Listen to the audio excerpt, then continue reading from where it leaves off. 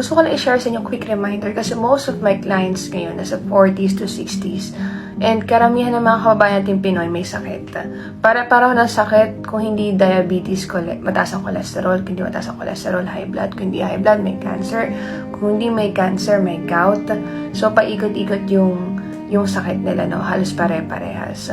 So, gusto ko lang share sa inyo na most of us in our 20s or 30s, inuuna natin yung mahit yung goal 1, goal 2, goal 3, or yung family natin. Sila muna bago tayo. Pero na-realize ko ngayon, mali pala yun.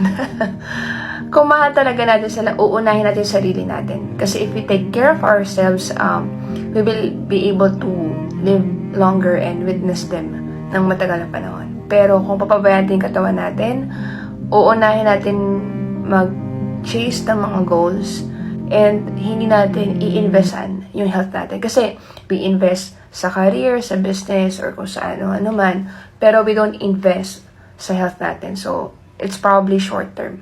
So, yun lang gusto ko na i-share sa inyo kasi baka hustle ka ng hustle, grind ka ng grind. Nalilimutan mo yung ano yung main priority mo, which is ikaw mismo, okay ka, para tumagal kang kasama sila.